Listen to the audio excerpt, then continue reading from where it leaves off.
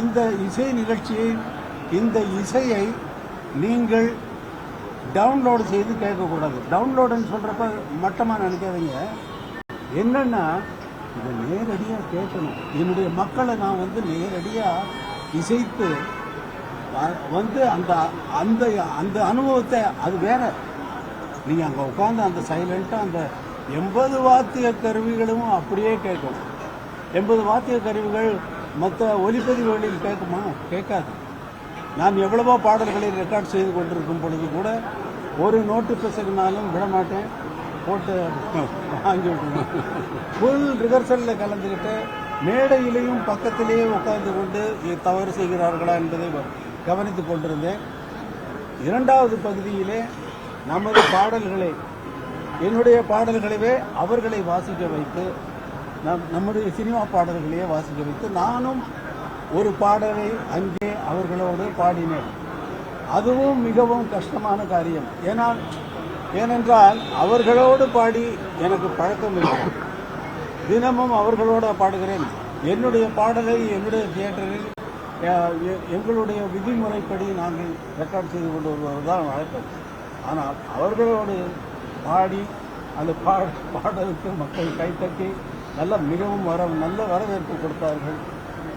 Symphony இசை, இந்த symphony இசை 13 தேசங்களில் நடக்கவிருப்பதற்கு நாட்கள் குறித்தாக்கிவிட்டது. 13 தேசங்களில். அக்டோபர் 6 துபாயில் இருக்கு,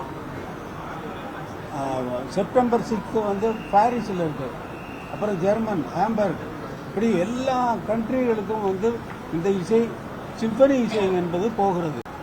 தமிழர்கள் இல்லாத ஏரியாவுக்கும் அங்கே பெர்ஃபார்மன்ஸ் பண்ணுவதற்கு இந்த ஸ்பான்சர்ஸ் புக் பண்ணிட்டாங்க. இப்போயே டேட் எல்லாம் கொடுத்துட்டாங்க, கையில் கொடுத்துட்டாங்க. இப்போ நம்ம நாட்டில் நம்ம மக்களை கேட்க வைக்க வேண்டாமா?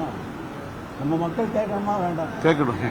எல்லாம் கேட்கறது வரைக்கும் அமைதியாக இருக்கணும்.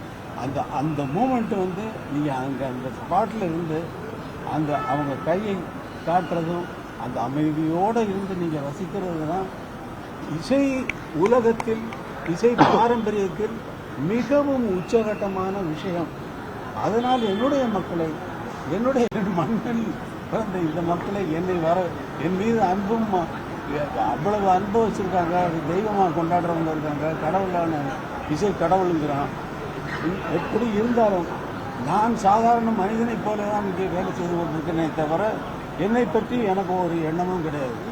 என்னை இசை தெய்வம் என்று கடவுள் என்று சொல்லும் பொழுது எனக்கு என்ன எண்ணம் தோன்றும் என்றால், கடவுள் இளையராஜாவுக்கு அளவுக்கு கடவுளை கீழே இறக்கிட்டீங்களாப்பா அப்படின்னு. அதனால் நீங்கள் உங்கள் மலர்ந்த முகம் என்னை வரவேற்பது மிகவும் நன்றி, மிகவும் நன்றி, மிகவும் நன்றி. இந்த இசை உலகமெங்கும் கொண்டு செல்லப்படும். இதோட நிற்க போறதில்லை. இது ஆரம்பம், இது ஆரம்பம். 82 வயசாச்சு, இனிமேல் என்ன பண்ண போறாருன்னு நினைக்காதீங்க. நீங்க நினைக்கிற அளவுக்குள்ள நான் இல்லை. எந்த விஷயத்திலும் நீங்கள் நினைக்கிற அளவுக்கு நான் இல்லை. அந்த அளவிலே நான் இல்லை. பண்ணைப்புறத்திலிருந்து பெறப்படும் பொழுது வெறும் காலோடு நான் நடந்தேன். என்னுடைய காலில் தான் நடந்து நான் இந்த இடத்தில் என்னுடைய காலில் தான், வெறும் காலில் தான் நிற்கிறேன் என்பதை இளைஞர்கள் உணர வேண்டும். அவர்களும் அவர்களுடைய வாழ்க்கையில் இதை முன்னுதாரணமாக வைத்துக்கொண்டு அவரவர்கள் துறையில் அவரவர்கள் மென்மேலும் நாட்டிற்கும் இந்தியாவிற்கும் பெருமை சேர்க்க வேண்டும் என்பதுதான் என்னுடைய